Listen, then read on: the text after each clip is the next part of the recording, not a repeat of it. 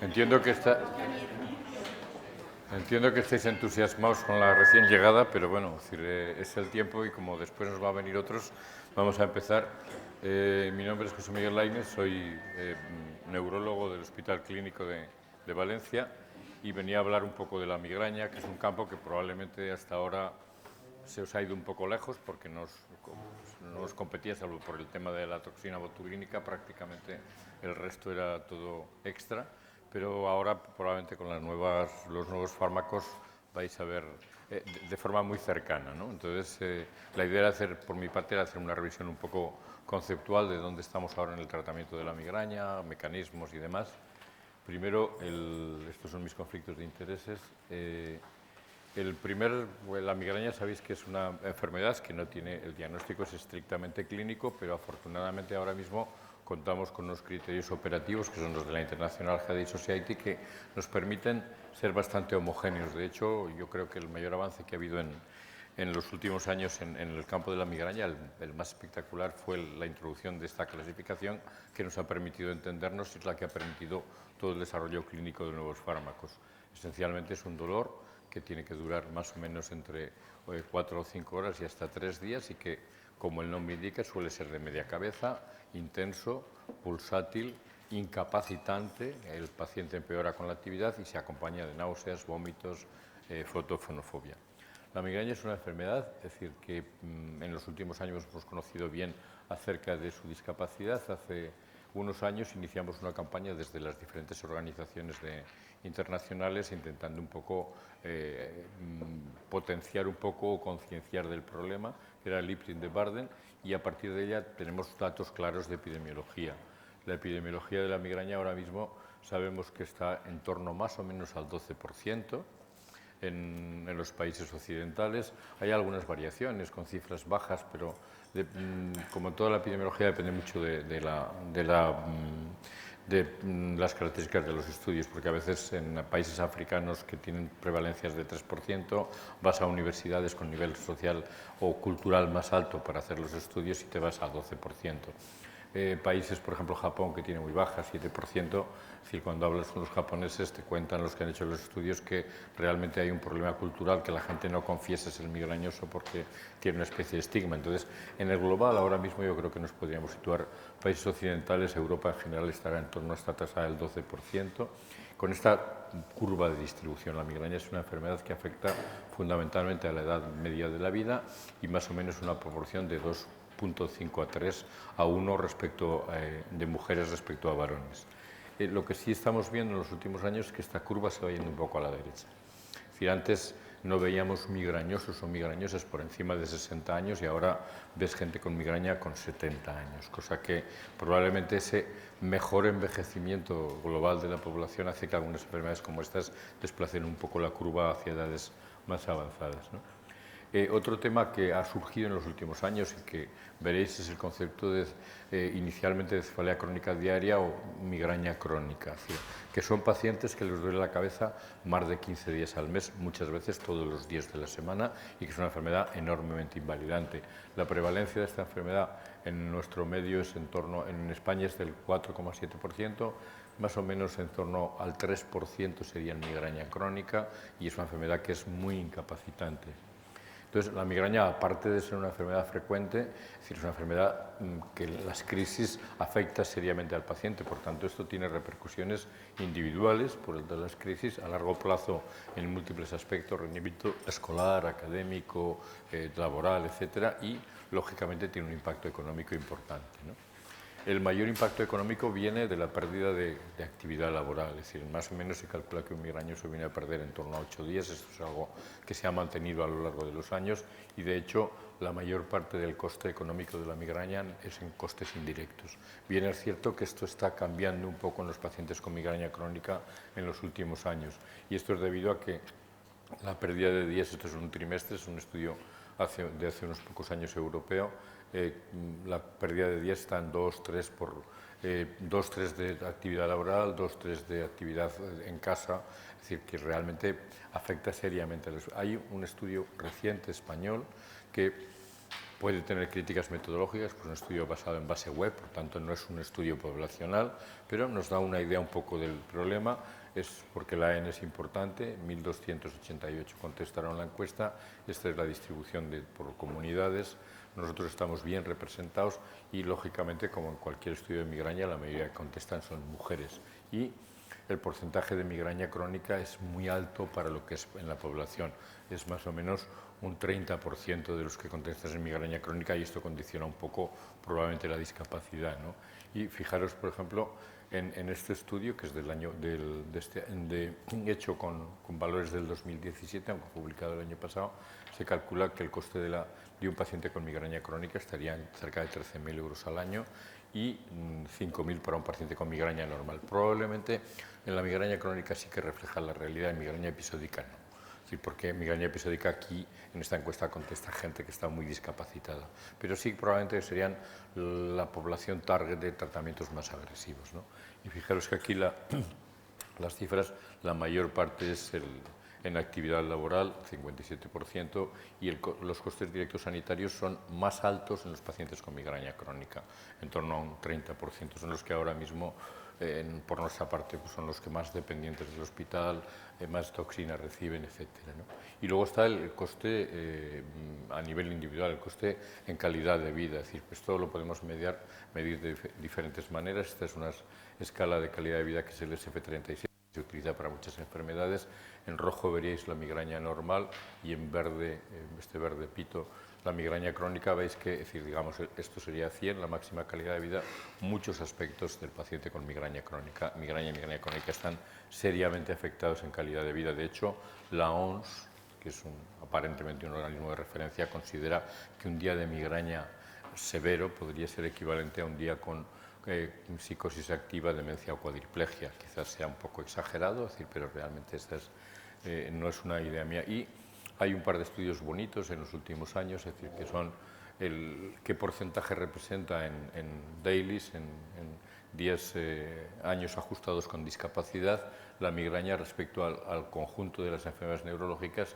La migraña estaría aquí en azul. Veis que prácticamente en la población, en la edad media de la vida, es la que supone un coste mayor.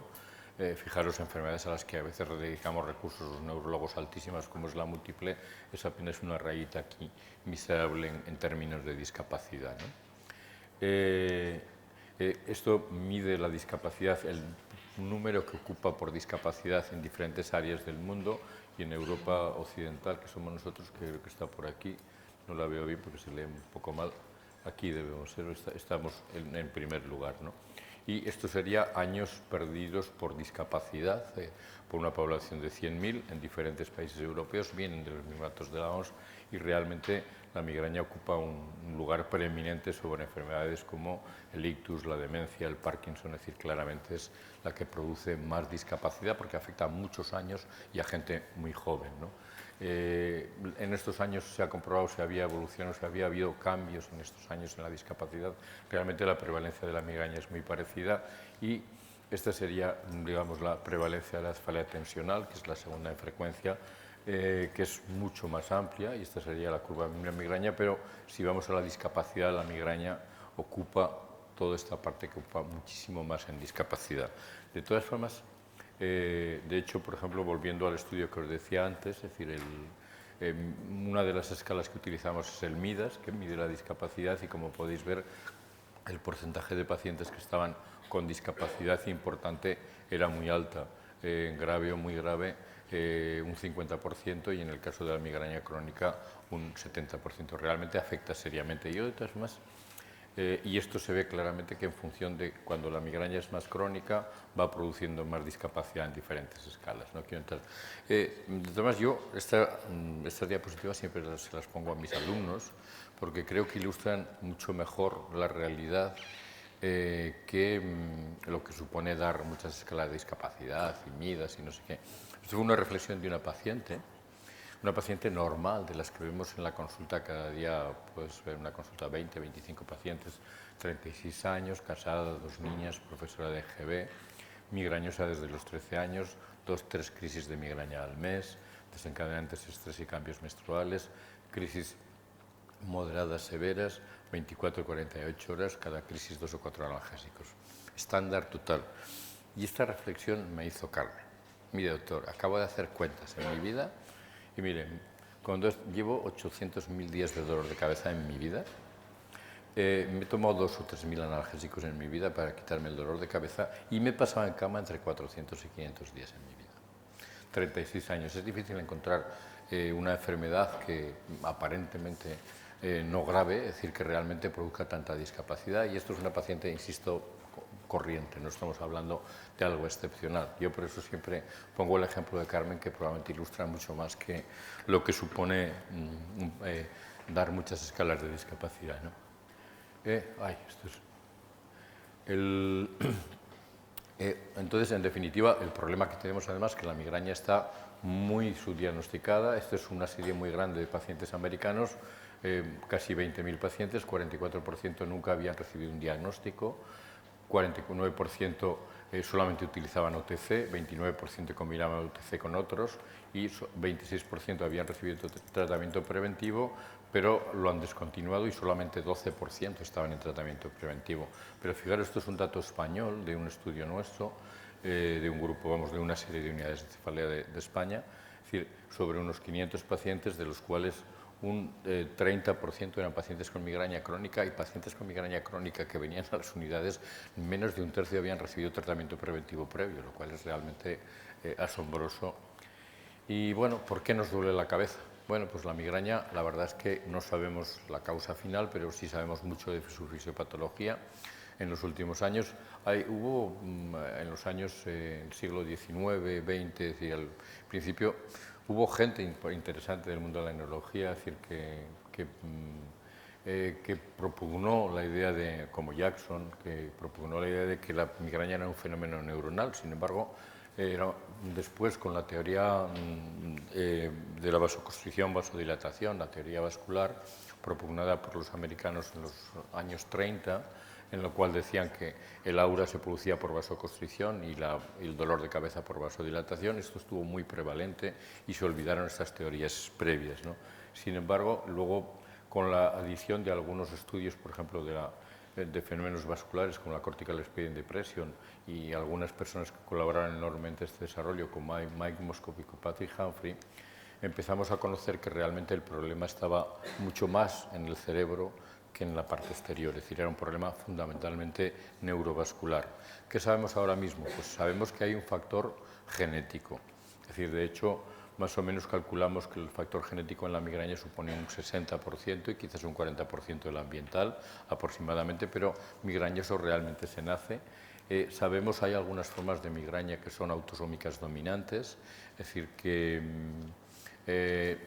son muy poco frecuentes, que es la migraña hemipléjica familiar. Este es mi amigo Michel Ferrari, que describió la primera de las formas, y esto nos ha enseñado porque nos ha permitido una cosa, que es construir modelos animales. No teníamos modelos animales de migraña y con estos migrañas genéticas hemos logrado modelos de Notch que nos permite ver un poco qué pasa en el cerebro. Y entonces, en estos tres modelos todos conducen a una cosa fundamental, que es un poco a un aumento, es decir, de la excitabilidad cortical. Es decir, todos estos modelos nos muestran que el problema fundamental de la migraña está en el cerebro. Tenemos un cerebro migrañoso que es especialmente hiperexcitable y es el que conduce a que en determinadas circunstancias te produzca una crisis de migraña, ¿no? De todas formas, la genética, los estudios GWAS que ahora están tan de moda, entonces enfermedades tan prevalentes, nos han dado pistas, pero tampoco tenemos ningún gen concreto. Hay orientaciones a que en el cromosoma 6 podría estar cromosoma 1 la fotofobia, la pulsatiliidad en el 5, pero realmente no hay, es decir, la genética ahora mismo nos puede dar pistas para investigar, pero no nos da ninguna pista ni para el diagnóstico, ni salvo para las formas de migraña hemipléjica familiar. ¿Y por qué se producen todos estos? La migraña, sabéis que tiene, en un porcentaje de pacientes, tiene una fase de aura, un 20-25%, que son fenómenos fundamentalmente visuales, en forma de luces brillantes, es decir, pérdida de visión, etc. Y luego tiene una fase de dolor con náuseas, vómitos, fotofobia, fonofobia. Bueno, ¿y esto por qué se produce? Pues en el cerebro se produce fundamentalmente en tres escenarios, ¿no? Por una parte estaría el córtex, por otra parte estaría el ganglio del trigémino, que es donde se reciben las aferencias dolorosas, y por otra parte estaría el tronco. Entonces sabemos, es decir, que la migraña probablemente es una mezcla de dos cosas, de un cerebro hiperexcitable y de un tronco que no filtra bien los estímulos dolorosos. Y esta es la combinación fundamental. De la primera parte sabemos muy bien, la cortical spreading depression, la depresión cortical propagada, es un fenómeno que explica perfectamente el aura, que es un fenómeno de excitación seguido de una depresión a nivel del córtex cerebral. Es un fenómeno que fue descrito hace muchos años por un brasilero que se llamaba Leao en un modelo animal y después se ha ido comprobando en humanos mediante las nuevas técnicas de neuroimagen. Esta es una imagen funcional en donde se ve perfectamente cómo la onda de presión avanza desde la parte occipital y se va propagando, y primero una onda de excitación y luego una onda de presión, y se comprueba perfectamente con resonancia funcional. Y por otra parte, también con la resonancia funcional hemos visto que se activan los núcleos del tronco. Se activan sobre todo, es decir, a nivel del tronco en todos tipos, en la migraña espontánea, en la migraña inducida por nitroglicerina, en la migraña crónica, y sabemos que está en el tronco además lateraliza. Sabemos que el tronco es un elemento fundamental y de hecho en los modelos de migraña inducidos por bien espontánea o inducidos por nitroglicerina, vemos que esta zona persiste activada incluso después de tratar la crisis con sumatriptán, ¿no? Y otro elemento que parece clave que podría estar en el inicio es el hipotálamo. Este es un estudio muy bonito de Armey, de un alemán de Hamburgo, que metió a una paciente migrañosa todos los días durante el mes seguido en la resonancia magnética en la mañana. Entonces, realmente esto probablemente, si no es un alemán, nadie es capaz de hacerlo. Entonces, lo que iba viendo, tuvo 3 crisis a lo largo del mes y veía qué zonas se iban activando el día o unas horas anteriores de las crisis, y se vio que probablemente el hipotálamo, que explicaría un poco los síntomas que muchos migrañosos tienen de fatiga, pérdida de apetito y tal, probablemente jugaría un papel importante en el inicio de la crisis, ¿no? Pero esto en cuanto al origen o inicio de las crisis. Pero ¿qué hay del dolor? ¿El dolor de dónde viene? Pues el dolor viene fundamentalmente de la inflamación y dilatación de las arterias y de la activación de esta cosa que se llama sistema trigeminovascular, que no es ni más ni menos que la inervación de las arterias craneales por el nervio trigémino, ¿no? Entonces aquí juega un papel muy importante algunos mediadores, el óxido nítrico, la sustancia P y sobre todo el GCRP. El GCRP es un elemento que es fundamental porque es el elemento efector fundamental de la crisis de migraña. Juega un papel fundamental periféricamente en la inflamación y en la dilatación de los vasos, que hemos dicho que es la clave absoluta del dolor de la crisis de migraña. Sabéis que es un péptido distribuido en muchas partes del cerebro y controla algunos elementos del dolor, y luego juega un papel importante a nivel de la transmisión en el núcleo del trigémino. Entonces, por eso el GCRP se ha convertido en una diana muy importante tanto en el tratamiento agudo como en la prevención de las crisis de migraña, ¿no? En definitiva, la migraña sería algo que nacemos naturalmente, es decir, genéticamente predispuestos a tener crisis de migraña cuando hay determinada combinación de desencadenantes, pues estrés, es decir, cambios de tiempo, factores, alcohol, falta de sueño, etcétera. Se activa este sistema, el sistema trigeminovascular, y se produce la crisis de migraña, ¿no? Muy bien. ¿Y qué hacer? ¿Cómo manejamos a día de hoy las crisis de migraña? Pues tenemos el primer paso fundamental es diagnosticar adecuadamente al paciente, explicar el proceso al paciente. La migraña es un proceso crónico que sabes que le tienes que explicar que no se lo vas a curar, pero que puedes hacer algo por ayudarle, evitar los factores desencadenantes en el grado que sea posible. Los cambios de tiempo, la menstruación son enormemente difíciles de evitar, y finalmente tratamiento farmacológico. Esta es un poco la evolución de los tratamientos episódicos, digamos, de las crisis en la migraña y del tratamiento profiláctico.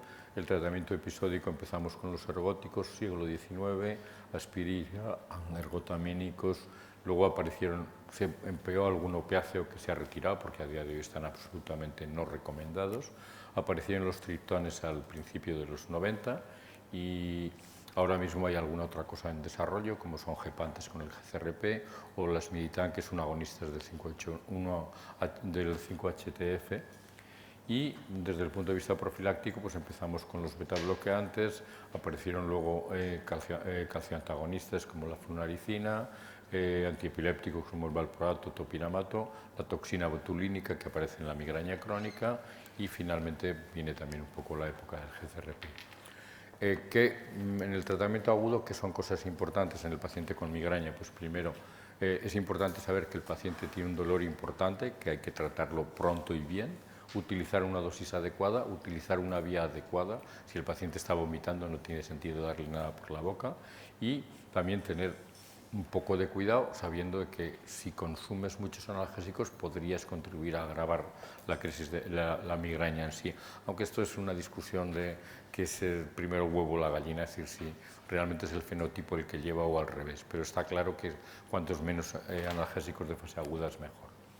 En general, indicamos el tratamiento preventivo cuando hay más o menos más de 3 crisis al mes y el tratamiento agudo siempre. La migraña en el adulto es imposible de manejar sin tratamiento farmacológico.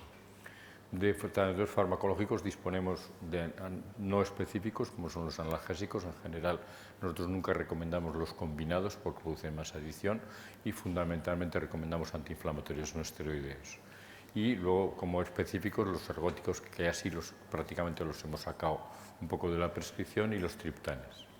Los triptanes, la verdad es que nos han enseñado mucho, nos han ayudado a mejorar a muchos pacientes y nos han enseñado mucho del conocimiento de la migraña. Sabéis que son agonistas de los receptores 5H1B y 5HT1D. El D es el que está en el sistema nervioso central y el B es el periférico. Y con este doble mecanismo de acción, probablemente son los que abortan la crisis de migraña. Los triptanes supusieron, esta es una diapositiva antigua, pero que refleja un poco al inicio de salir los triptanes, es decir, vimos un poco la diferencia, mejoraron muchísimo la respuesta de los pacientes y la satisfacción de los pacientes. Disponemos de 7 triptanes que son diferentes fundamentalmente desde el punto de vista farmacocinético, y eso es lo que los hace diferentes. En función del tipo de crisis recomendamos uno u otro, pero realmente, y este sería un poco el esquema que utilizamos ahora en el tratamiento de las crisis leves, moderadas, antiinflamatorios no esteroideos, crisis moderadas, severas, triptanes, o en caso de que no haya respuesta. ¿Y cuál es el esquema habitual? Pacientes que no responden a un triptán oral, recomendamos cambiar a otro triptán oral. Importante administrar precozmente si el paciente no lo hace. Esta es una recomendación general para el tratamiento de la crisis de migraña. A veces tratar tarde lleva o mal, es decir, pacientes que toman un paracetamol no le hace nada. Un ibuprofeno 1 hora más tarde no le hace nada. Al final acaban tomando 5 analgésicos y pasando muchas horas mal. Duplicar la dosis, es decir, una estándar incluso con los antiinflamatorios esteroideos. Muchas veces recomendamos 1000 miligramos de naproxeno, cosa que no es el estándar en el dolor. Combinar antiinflamatorios con un triptán, que es una cosa que hacemos. De hecho, en Estados Unidos hay uno de los triptanes que está comercializado combinado con naproxeno, es una triptán. Si no, utilizar formas que son un poco más eficaces, como son las formas intranasales, y siempre tenemos a mano la forma subcutánea del sumatriptán, que sigue siendo el triptán más eficaz. Y obviamente, si no hay respuesta, considerar el tratamiento preventivo. Ahora mismo se están desarrollando, ¿qué están haciendo? Pues los triptanes sobre todo están desarrollando nuevas formas de presentación para mejorar la farmacocinética, para llegar antes al cerebro, formas intranasales, formas subcutáneas, es decir, la dihidroergotamina incluso tiene alguna forma de difusión nueva, es decir, realmente son vías nuevas de administración y sobre todo como nuevos fármacos están los 5-HT1F, es decir, que es la lasmiditan, y luego los gepantes, que ya hay alguna historia con ellos previa, pero que ahora están en desarrollo varios de ellos, tanto para tratamiento agudo como para el preventivo, que serían moléculas orales, pequeñas moléculas antagonistas del GCRP. Con respecto al tratamiento preventivo, el tratamiento preventivo en general lo recomendamos, lo que hace es reducir el número de crisis, aumentar la eficacia de los tratamientos orales y mejorar sobre todo la discapacidad de los pacientes. En general, normalmente el límite está en 3-4 crisis al mes y sobre todo que haya discapacidad, ¿no? El problema que tenemos con el tratamiento preventivo es que los tratamientos preventivos actuales tienen muchos problemas.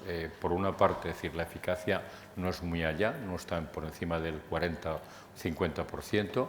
Por otra parte, los efectos adversos en algunos son importantes, pues no sé, alguno como topiramato se nos caen casi un cuarto de los pacientes por efectos adversos, por intolerancia, y luego por efectos adversos importantes y luego la tolerabilidad. Es decir, no hay que olvidar que muchos de estos fármacos, flunaricina, amitriptilina, son fármacos que aumentan el peso y estamos hablando de una población, mujer joven de edad media, que no le apetece nada ponerse unos kilos de más, ¿no? con buen criterio, ¿no? Por eso, uno de los problemas que tenemos con los tratamientos preventivos actuales es el grado de cumplimiento. Fijaros, esto es una gráfica de un grupo de pacientes con migraña crónica a los que se les sigue durante un año. Es era una serie muy grande de pacientes y a lo largo de un año, es decir, ni la primera ni la segunda medicación indicada como prevención, al cabo de un año solamente un 14% la toman. Esto es siguen fruto de dos cosas, o la discapacidad, la intolerancia o la ineficacia, ¿no? Es el problema que tenemos con los tratamientos preventivos actuales, que tienen una eficacia limitada. Por otra parte, tiene efectos adversos que no son pequeños. Nos cuesta alcanzar la dosis, no son fármacos que puedas dar inmediatamente, sino que hay que aumentar la dosis, y son muy lentos. Es decir, hay fármacos de los preventivos que tardan un mes o dos a ser eficaces, con lo cual el paciente dice, oye, aquí me estoy tomando una pastilla todos los días y realmente sigo igual de mal, ¿no?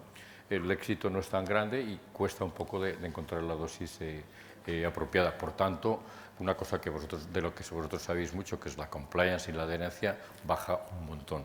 Hay un montón de pacientes con tratamientos preventivos, es decir, calculamos que aproximadamente un tercio que no los toman de forma regular, ¿no? Otro de los problemas que tenemos es que la mayoría de los fármacos preventivos no se han desarrollado con esta indicación. El hallazgo ha sido absolutamente serendipia, es decir, serendipitoso. Es decir, la mayoría se han empezado a emplear en migraña porque se empleaban en otras patologías, pues los betabloqueantes en angina, el verapamilo en cardiopatía, la mitriptilina en depresión, y se ha visto que funcionaban a la vez en migraña, ¿no? De hecho, tenemos estos gráficos muy bonitos que intentan explicar el mecanismo de acción de los preventivos, pero realmente es una manera de justificar, cuando ponemos estas cosas tan complejas, que sabemos poco. Es decir, todos pensamos que lo que intentan es disminuir esa hiperexcitabilidad del sistema nervioso central, pero realmente, es decir, del mecanismo preciso no sabemos demasiado de la mayoría de ellos, ¿no? Estos son los fármacos que hay ahora habitualmente que utilizamos. Bueno, aquí faltaría betabloqueantes, pero vamos, más o menos la eficacia se sitúa en torno, la ganancia terapéutica está entre el 30 y el 40%, no hay diferencias entre ellos en general, y este sería el esquema que recomendamos desde la Sociedad Española de Neurología, desde el grupo de cefaleas. Normalmente nosotros ahora utilizamos betabloqueantes de topiramato en función sobre todo de la comorbilidad de los pacientes. Pues lógicamente un paciente hipertenso le das un betabloqueante, un paciente, es decir, obeso, pues a lo mejor te inclines por darle topiramato, ¿no? Depende un poco lo que... Y en general un poco más el topiramato iría más a formas de migraña con aura, pero tampoco es una indicación muy clara. Y cuando esto te falla, nos planteamos una segunda opción, como puede ser flunalicina, con todos los problemas que tiene, sobre todo de ganancia de peso, parkinsonismo a largo plazo, etc. Y rara vez valproato, porque sabéis que en nuestro país en la ficha técnica no está aprobado, con lo cual limitamos mucho el uso, y además ahora con todos los warnings sobre las embarazadas y todo demás, realmente cada día es muy poco lo que utilizamos. Y otras alternativas es combinar estos tratamientos, a veces combinados a dosis más bajas te funcionan. Y otros dos fármacos que no están en el estándar, que funcionan como preventivos, son lisonipril y candesartan. En migraña crónica, nuestro tratamiento de elección, de esto sí que sabéis, porque todos los hospitales, la mayoría, estamos pinchando bastante toxina botulínica en migraña crónica. La migraña crónica, la verdad es que la toxina botulínica ha aportado una gran ayuda a los pacientes con migraña crónica. Yo diría la tasa media de respuesta, estas son las cifras del estudio inicial del PREEN, que disminuye más o menos en 6-7 días, en 12 días, es decir, pero comparado con placebo no era tanto. Es decir, estos son los dos grupos activos, al cabo de un año disminuye a 12 días. Yo os diría que las cifras de eficacia de la toxina botulínica hay un tercio que disminuye un 80%, entre un 80 y un 100, otro tercio que disminuye entre un más o menos 40-60 y luego hay otro tercio que realmente no acaba de funcionar muy allá y los acabas retirando, ¿no? En esta perspectiva, lógicamente, necesitamos de nuevas alternativas y una de las alternativas que ha aparecido tiene que ver con el GCRP. El GCRP hemos dicho que juega un papel fundamental en la crisis de migraña, es un efector fundamental y ya había alguna evidencia de algunos estudios que funcionaban en moléculas pequeñas y en los últimos años se están desarrollando estos 4 anticuerpos, galcanezumab, peptinezumab, fremanezumab y erenumab. De ellos 3 son por vía subcutánea y uno es por vía intravenosa, que es eptinezumab. Nosotros tenemos experiencia con ellos no en la práctica clínica, salvo algún uso compasivo que acabamos de empezar a hacer, sino en ensayos clínicos. Como es esta sesión, no puedo hablar de ellos, así que solamente os puedo contar de palabra que son fármacos que funcionan con una eficacia alta. Hay un grupo de superrespondedores muy bueno, es decir, que llegan a eliminar todas las crisis de migraña. Hay otro grupo de no respondedores, como en todos los tratamientos preventivos, y hay un grupo de respondedores medio. Es decir, en general, las ventajas que tienen es que la compliance es 100%, porque al paciente lo pinchas tú, con lo cual no hay ninguna duda. Y otra de las ventajas que han tenido, sobre todo, ha sido la tolerabilidad. Tienen un perfil de efectos adversos realmente muy bueno y no ha habido, ya hay varios miles de pacientes entre todos los fármacos ensayados hasta ahora y no se ha reportado ningún efecto adverso grave relacionado con ellos. Yo, de hecho, yo siempre cuento una cosa y es que lo que te da una idea, decir, de si un fármaco se distingue de los efectos adversos es cuando haces ensayos clínicos, si sabes quién estás utilizando el fármaco activo y quién placebo, porque realmente es muy difícil no saberlo. Pues os puedo decir que en los monoclonales yo no lo sabía. Es decir, era imposible distinguir quién se pinchaba placebo y quién se pinchaba el activo, lo cual te da una idea de que la tolerancia, de hecho, en los ensayos, en los resultados en los ensayos tienen un perfil de tolerancia igual que el placebo, o sea que pensamos que es una de las vías interesantes en el tratamiento preventivo de la migraña. De hecho, ya han salido un par de guías, unas guías europeas y unas guías americanas, estas son las americanas, donde proponen esencialmente distinguir migraña de baja frecuencia, alta frecuencia o crónica, pero realmente las indicaciones serían en aquellos pacientes que han fracasado o no han tolerado 2 o más tratamientos de los tratamientos convencionales actuales, y las europeas prácticamente ratifican lo mismo, fallo a 2 tratamientos previos, y en el caso de la migraña crónica, uno de ellos obligadamente debería ser toxina botulínica. Otra cuestión que no se aclara en las guías es la combinación o no con otros fármacos. Esto nos lo aclarará un poco la práctica clínica, es decir, probablemente de todas formas estos fármacos vienen marcados un poco por el tema del costo, si no probablemente todas estas guías no habrían salido, porque al final son un preventivo más y yo creo que la utilización va a ser un poco pues, como utilizamos ahora. Normalmente nosotros no suspendemos la prevención en un paciente con migraña crónica al que le administras Botox, sino que la vas quitando en función de la respuesta, ¿no? Pero vamos, pensamos que es una buena vía interesante para en el futuro del tratamiento de los migrañosos, y aquí vais a estar implicados porque son de dispensación hospitalaria, así que seguiremos hablando de esto. Pues gracias.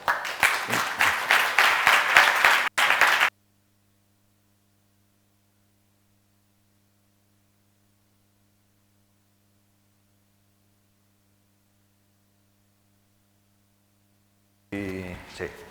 Bueno, buenas tardes a todos.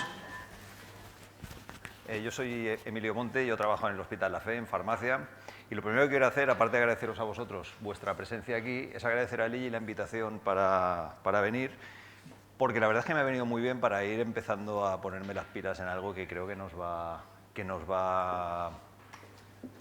a afectar en los próximos tiempos, ya cercanos, espero, al menos a la gente que trabajamos en pacientes externos.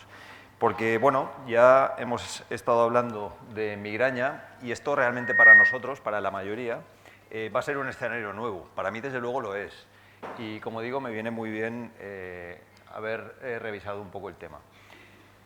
También me viene muy bien la presentación del doctor Laínez, porque algunas de las cosas que él ha comentado me van a venir perfectas para enlazar con lo que yo quiero, que es un poco la visión que vamos a tener nosotros o la implicación que vamos a tener nosotros. Estos son algunos de los tratamientos que tienen indicación en profilaxis de migraña. Ya nos los han comentado. Esto podría ser un poco una foto, esto es muy reciente, pues de cómo se están utilizando en España, a grosso modo, sin entrar en otras cosas, pues como veis, él ya lo ha comentado, el topiramato, los betabloqueantes, etcétera, pues bueno, es un poco lo que ahora mismo está en marcha. Lo que ocurre es que son tratamientos que tienen muchas limitaciones. Ya nos las ha comentado él, sobre todo a nivel de efectos adversos, muchísimos efectos adversos, se utilice el que se utilice. Luego, pues el de la toxina botulínica, que quizás sea ahora mismo uno de los tratamientos en prevención más efectivos, pues necesita administración por parte del especialista, lo cual, bueno, pues puede suponer un pequeño inconveniente. Tiene problemas de adherencia, fijaros aquí cuando se habla de conveniencia, pues fijaros que en todos ellos el gran problema de la adherencia y, bueno, algunos otros problemas que realmente hacen que haya un montón de necesidades no cubiertas todavía en el tratamiento de la migraña. Y en este panorama, pues en el horizonte ya vemos al menos tres, él ha citado 4, yo me voy a centrar en los 3 subcutáneos que además hasta donde yo sé pues son un poco los que nos llegan en breve, ¿no? Que son erenumab, fremanezumab y galcanezumab. Yo os pongo aquí la indicación con la que en principio salen en ficha técnica. Yo lo poquito que voy a hablar de ellos de forma específica, toda la información está sacada directamente de la ficha técnica, y fijaros que la indicación es profilaxis de la migraña en adultos con al menos 4 días de migraña al mes, nada más. Seguramente, como él ha comentado ya al final de su exposición, si no hubiera problemas de coste, seguramente esto sería un tratamiento muy generalizable y su indicación así lo dice. Bueno, pues esto es lo que nos viene y realmente cuando uno se para a pensarlo, pues realmente te das cuenta que para nosotros tampoco es algo tan novedoso. Sí en el ámbito de la migraña, sí la patología, pero en el tipo de productos no. Estamos hablando de anticuerpos monoclonales de administración subcutánea y, por tanto, en principio para autoadministración por parte del paciente. Tratamientos crónicos, el tema de la duración del tratamiento, hasta donde yo sé, pues no está del todo determinado, pero bueno, en principio es un tratamiento crónico, con limitada información sobre seguridad a largo plazo, porque no hay datos, simplemente no hay datos a largo plazo, entonces los datos de los que se dispone pues es todavía a corto plazo. En principio de elevado coste, no sabemos al final cómo saldrán, y de dispensación hospitalaria, por lo tanto no son tan desconocidos para nosotros. Fármacos con, en principio, buena efectividad, que pueden tener riesgos, al menos riesgos desconocidos ahora, porque no ha habido tiempo todavía de suficiente seguimiento, previsiblemente de alto impacto económico, pues bueno, evidentemente nos tenemos que implicar en que se haga un buen uso de los mismos. Y esto lo tenemos que hacer antes del tratamiento y una vez iniciado el tratamiento. Antes del tratamiento no voy a entretener, porque además esto tampoco es específico de estos productos, pero bueno, sabéis que cada vez estamos más implicados en evaluación, selección, protocolización y elección del tratamiento, tanto a nivel local, comisiones de farmacia, comités multidisciplinares, como a nivel central, si es que se va a crear un SAISE, yo lo desconozco, no tengo ni idea, pero bueno, si se crea algún tipo de comité a nivel central, pues bueno, a nivel de evaluación en el grupo Génesis o a nivel de la propia agencia.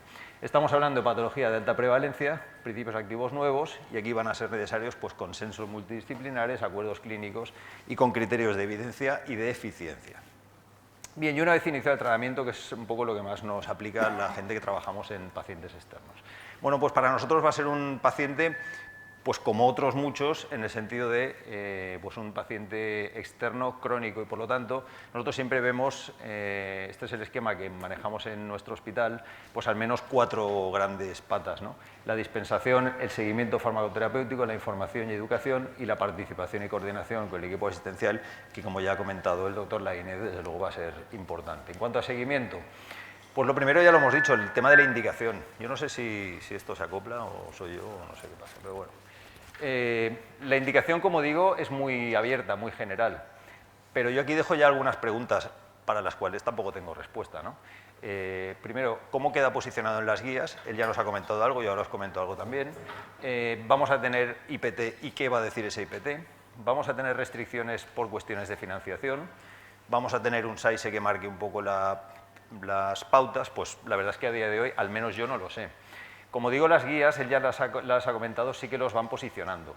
No me entretengo, tampoco pretendo que lo leáis porque básicamente él ya lo ha explicado. Es decir, es una alternativa una vez se hayan utilizado al menos 2 de los tratamientos clásicos en los que o no haya eficacia o haya intolerancia, ¿no? Sí que me parece interesante destacar que la guía americana lo que centra es que ya a los 3 meses hay que hacer una evaluación de la administración en los tratamientos de administración mensual. Y esto quizá pueda ser un argumento interesante de cara al acceso al tratamiento, porque realmente yo creo que no se trataría tanto de restringir el acceso del paciente al tratamiento, sino de evaluar y desprescribir en aquellos casos en los que no esté funcionando, ¿no? Entonces, bueno, pues si esto se mantiene así, y esto quizá nos lo pueda ratificar o no el doctor Laínez, pues esta evaluación a los 3 meses puede ser un argumento interesante de cara a facilitar el acceso. Y entonces, bueno, los criterios para continuar o no, pues los tenéis aquí. Básicamente reducir el número de ataques al menos un 50% o que haya una mejoría, medida según estas cifras, en alguno de estos bueno, sistemas de medición. Los desconozco, yo no sé hasta qué punto son objetivos, no lo son, pero bueno, entiendo que es como en otras patologías los que se manejan y bueno, pues serán los que se utilizarán para ver si esto realmente está funcionando o no. Y las guías europeas, pues básicamente vienen a decir lo mismo. Simplemente respecto a lo que él ha comentado, porque también es después de haber utilizado al menos 2 tratamientos anteriores y que no se puedan tolerar o no estén siendo efectivos. Quizá me parece interesante alguna reflexión que hacen respecto a, en función del tipo de migraña y el tratamiento que el paciente ya esté llevando, ¿no? En el sentido de que si es una migraña episódica, pues en principio recomiendan suspender el tratamiento que ya esté tomando el paciente. Sin embargo, si es un caso de migraña, esto en la episódica, en la crónica, pues lo que recomiendan es mantener el tratamiento que ya llevan y luego decidir o evaluar si se retira o no se retira. En el caso de la toxina botulínica sí que habría que pararlo, ¿no? Y luego también ellos hablan de parar el tratamiento a los 6-12 meses. Yo esto, bueno, pues no sé. Teniendo aquí al doctor Laínez, quizás nos pueda dar alguna luz sobre este tema, ¿no? Pero en principio lo que ellos plantean aquí, todo es opinión de expertos, pero lo que ellos plantean aquí es parar el tratamiento a los 6-12 meses. Y luego pues no utilizarlo o no ofrecérselo pues, a embarazadas, personas que tengan problemas con el alcohol, problemas cardiovasculares o cerebrovasculares o desórdenes mentales. Efectos adversos, muy poquito que decir porque además lo poco que hay que decir ya está dicho. Perfil de seguridad muy similar al placebo y el único problema es reacciones en el lugar de la inyección. Estos son recortes de la ficha técnica de cada uno de ellos y fijaros que al final, pues, si nos vamos a los muy frecuentes, estamos hablando justo de eso, ¿no? de problemas en el punto de inyección. Luego, pues bueno, se ha reportado algún tema de espasmos musculares, de vértigo, de estreñimiento, pero poco más. Realmente el perfil es muy similar a placebo. Y respecto a las interacciones, es verdad que no se han hecho estudios, pero por el mecanismo de acción de estos fármacos o por su farmacocinética, pues no se esperan interacciones que afecten a la exposición. Aquí, como casi siempre, cuando llegan productos nuevos, ¿no? Poca experiencia en embarazo, por tanto, se recomienda tener precaución y evitar el uso durante el embarazo. Se desconoce si pasan a la leche materna y por tanto considerar solo si es necesario y en principio no hay datos en humanos, pero los datos no clínicos parece que tampoco afecta a la fertilidad. No hay problema con edades avanzadas, aunque no se ha estudiado en pacientes de más de 65, la edad por la farmacocinética del producto no parece que vaya a afectar para nada. En pediatría no ha sido estudiado y por eso en ficha técnica solo se habla de pacientes adultos y sin problemas en insuficiencia renal y hepática, dado que es su mecanismo principal de eliminación es a través del catabolismo intracelular. En principio, la insuficiencia renal o la insuficiencia hepática no debe afectar. Y esto sí que es un tema importante cuando hablamos de anticuerpos monoclonales, que es el tema de la inmunogenicidad, y de esto ya nosotros en otras áreas sabemos bastante, ¿no? De momento los datos que hay lo que nos dicen es que no hay problemas con esto. Es verdad que sí que aparecen, bueno, deciros también que el seguimiento es a muy corto plazo, 3, como máximo 6 meses son los datos que hay de seguimiento. Aparecen anticuerpos, pero ya la tasa de anticuerpos neutralizantes es muy baja y en todos los estudios la conclusión es que no hay significación clínica. De hecho, las guías europeas ya te dicen que no hay que hacer un control de la presencia de anticuerpos neutralizantes en la práctica clínica, ¿no? Pero también lo dejan abierto a decir que vamos a ver qué es lo que pasa con el tiempo, con el uso ya durante más tiempo y en más pacientes, a ver si esto puede ser un problema. Pero fijaros que incluso ya hay algunos datos interesantes o curiosos, como que algunos pacientes de los ensayos presentaban anticuerpos ya antes de iniciar el tratamiento, o pacientes que habían caído en la rama de placebo también habían desarrollado anticuerpos, ¿no? Entonces, bueno, parece que esto, con los datos que se tiene hasta ahora, no tiene ninguna implicación, pero pues habrá que hacer un seguimiento a largo plazo. Y el gran problema del entorno de la migraña ya nos lo ha comentado el doctor Lainez también, es el tema de la adherencia. Está muy claro el uso subóptimo del tratamiento y él ya lo ha apuntado también, ¿no? Tanto por exceso como por defecto.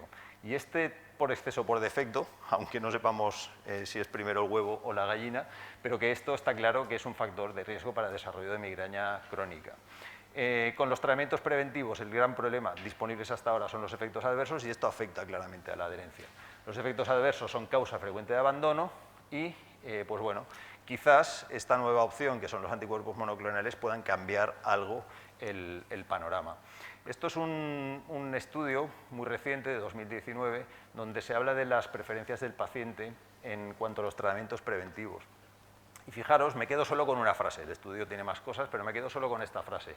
Y es que los pacientes pueden estar dispuestos a renunciar a algún grado de eficacia con tal de evitar efectos adversos. ¿Vale? Y esto es un punto importante, dado que todos los tratamientos que teníamos hasta ahora, primero que ya per se no son muy eficaces, pero encima tienen mucho problema de efectos adversos, ¿no? Entonces, quizás aquí estos fármacos puedan mejorar la situación. Pero dicho eso, que es verdad, pues a mí me gusta mucho sacar esta diapositiva para que no olvidemos que la adherencia es un problema multifactorial, ¿vale? Entonces, estos fármacos en esta situación nos pueden solucionar una parte de todos estos factores, pero desde luego no todos. Esto es un problema mucho más complejo y, por lo tanto, a problema complejo, soluciones complejas, ¿vale? Entonces, esto creo que puede ayudar, yo sí lo creo, pero lo puede ayudar en cuanto a algunos de estos factores, pero no tenemos que olvidarnos de todos los demás. Abordaje individualizado, y yo creo que aquí los farmacéuticos ya venimos trabajando mucho en esto y creo que podemos contribuir a mejorar la situación. Esto es un estudio tiene algún año, es del año 2015, donde bueno, se plantean algunas estrategias para mejorar la adherencia a los tratamientos en el campo de la migraña. Entonces, simplemente os recalco lo más importante para mí, simplemente para intentar dejar sobre la mesa que la mayoría son aspectos en los que nosotros podemos contribuir. Por ejemplo, en el primer caso tiene que ver con la organización o la estructura de la organización, que tiene que ver con muchos aspectos, pero entre ellos el acceso a los tratamientos, el acceso a la renovación de las prescripciones, todo este tipo de cosas que en las que a veces no caemos, pero que a veces hacen que se interrumpan tratamientos temporalmente, por cuestión puramente de acceso, ¿no? O luego el tema de la monitorización de adherencia. Ellos recomiendan preguntar al paciente sobre la adherencia en todas las visitas, y luego otra cosa que dicen es animar a los pacientes a que se automonitoricen la adherencia, ¿no? Entonces, esos cuestionarios que luego nosotros les pasamos en la consulta, pues que ellos nos vayan contando. Desde luego ellos hablan de que hay que optimizar el régimen, reducir la complejidad, y aquí sí que creo que estos fármacos pueden ayudar bastante. Y luego temas relacionados con educación, que en la consulta farmacéutica nosotros esto lo trabajamos bastante, educación, información y todo lo que tenga que ver con desarrollar habilidades de automanejo del tratamiento por parte del paciente. Incluso, os traigo esto aquí un poco de forma anecdótica, pero ya se está trabajando en todo el tema de las aplicaciones móviles, sobre todo en poblaciones más jóvenes, como son los adolescentes o los adultos jóvenes con migraña, ¿no? Entonces, bueno, es verdad que dicen que en los pacientes más, o en esta edad quizás se necesiten intervenciones más potentes todavía, pero que todo este ámbito de las aplicaciones y del entorno digital pues puede ayudar. Respecto a información y educación, pues como con casi todo lo que manejamos en nuestras unidades. Muy importante que el paciente entienda para qué se utiliza el tratamiento, qué esperamos de él, porque esto está muy relacionado con que luego el paciente cumpla bien con ese tratamiento. El paciente debe entender el carácter crónico y la importancia de la buena adherencia y debe saber cómo conservarlo, cómo administrárselo, qué hacer si olvida una dosis, qué efectos adversos pueden aparecer y todo lo relacionado con identificación o procedimientos administrativos. A modo de curiosidad, por ejemplo, de los 3 que en principio vienen, el tema de la conservación pues tiene algunos matices importantes que nosotros debemos conocer y, sobre todo, los debe conocer el paciente respecto al tiempo que lo pueden tener fuera de la nevera. Los 3 se han de conservar en nevera, pero fijaros, en un caso puede estar 14 días hasta 25 grados, en otro solo 24 horas hasta 25 y en otro hasta 7 días, pero ya suben el límite hasta 30. Bueno, pues son detalles que el paciente debe conocer porque esto también de cara al manejo del tratamiento, lo cual tiene implicación en la adherencia, también influye. O todo lo relacionado con la administración. Esto es un ejemplo, pues bueno, sabéis que en nuestras unidades manejamos muchos dispositivos de muchos tipos y bueno, estamos ya también muy acostumbrados a trabajar en esto. Esto también se puede trabajar o de forma directa con el paciente o a través también del personal de enfermería de las unidades, que realmente también están muy implicados en todo esto. Bueno, pues esto es lo que viene en ficha técnica de uno de ellos, pues sobre cómo se tiene que administrar. Y por último, toda la parte de participación y coordinación con el equipo asistencial. Creo que es importante que nos corresponsabilicemos, ya lo he dicho antes, en la parte esa de nuestra implicación antes de iniciar los tratamientos. Tenemos que homogeneizar los criterios e indicación de las pautas de seguimiento de los pacientes, los criterios de seguimiento. Esto siempre, nosotros aquí no podemos, y yo incluso digo que no debemos ir en solitario. Siempre tenemos que ir de la mano de los prescriptores e, insisto, también del personal de enfermería. Evaluar resultados en salud, evaluar todas las cuestiones relacionadas con eficiencia de los tratamientos, unificar y reforzar los mensajes de salud al paciente. Yo creo que aquí seguimos teniendo mucho que mejorar, y todo lo que tiene que ver con gestión farmacoterapéutica, consultoría, investigación o docencia. Y en cuanto a dispensación, yo no voy a decir nada, solo decir que quedan como muchas incógnitas todavía en el aire. La primera, y que a mí particularmente me preocupa mucho, es de cuántos pacientes estamos hablando. Quizá no a todos nos afecte por igual, pero seguro que en los hospitales donde hay unidades de referencia de migraña, en función de qué restricciones haya para su uso, estamos hablando de un número de pacientes muy, muy importante. Entonces, bueno, esto es algo que yo no tengo respuesta, no sé si nos puedes iluminar un poco. Bueno, yo tengo los datos de mi hospital, pero casi que mejor no los digo. Luego, si pueden haber restricciones de financiación, ahora mismo se está en ello, no sé, yo desconozco en qué punto está este tema, pero indudablemente el tema de la financiación, no solo con estos productos, sino con todos, cada vez está más complicado. Entonces vamos a ver qué pasa con esto. Y luego, muchas veces relacionado con estas restricciones de financiación, lo que nos va a venir es una sobrecarga burocrática importante. Si se restringe mucho el uso, eso para nosotros ya sabéis que es una carga burocrática importante. Bueno, pues vamos a ver esto cómo se gestiona. Y ya para ir terminando, pues decir que ya lo que es en el día a día en la consulta farmacéutica, pues no deja de ser como otros fármacos que ya estamos acostumbrados a manejar. Entonces, bueno, en una consulta de inicio, pues aparte de esa anamnesis o información específica, otros consejos generales, la recomendación de webs o de apps, resolver dudas, el registro en historia clínica, etcétera. En el tema de la información específica, pues más o menos lo que ya hemos estado diciendo. Pues luego ya en las consultas sucesivas, todo eso, pero además ya ir indagando sobre temas de efectividad, de reacciones adversas y sobre todo de adherencia. Muy importante, yo creo, el tema del registro en la historia.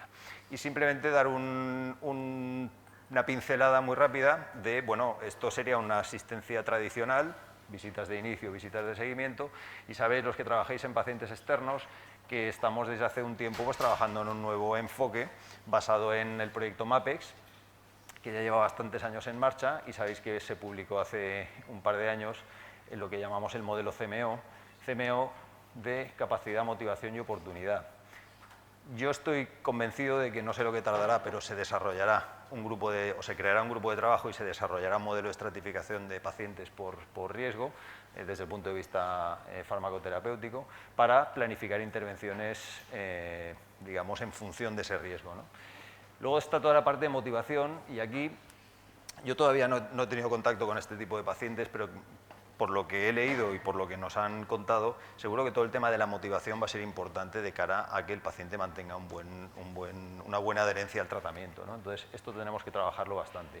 Y luego toda la parte de oportunidad, pues ya os he dado yo también una pincelada de todo el tema del entorno digital, aplicaciones y demás, que puede ayudar también a mejorar nuestra relación con el paciente. Nada, con esta termino. Simplemente, pues yo creo que aquí se abre un horizonte para dos... O sea, por una parte, para los pacientes, yo creo que esto es una...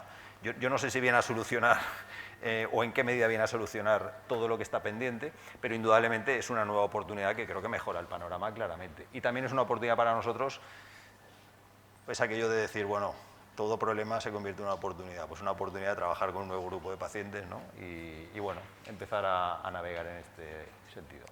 Y ya está, muchas gracias.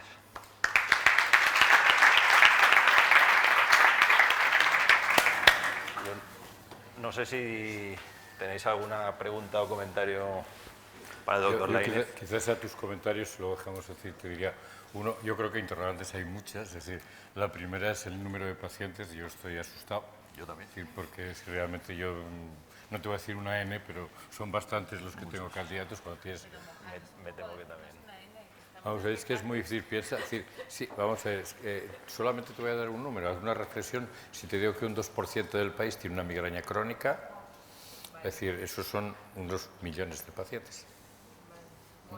Es decir, esos podrían ser candidatos perfectamente, los que no respondieran a votos, que serían, te diría, un 50%, un 40% más o menos al menos, ¿no? Sí, ya es una N bastante. El problema es la demanda, pero piensa, nosotros vemos unos 4.500, 5.000 pacientes al mes, al año, perdón, es decir, lógicamente pasamos de 1.000 pacientes refractarios. Es decir, probablemente, y la situación de ellos no será muy diferente, es decir, las unidades que somos grandes, que vemos Ns muy grandes, entonces no sabemos quién nos va a limitar. Si va a ser, van a poner un control global, va a ser una N por hospital, una N, no lo sé.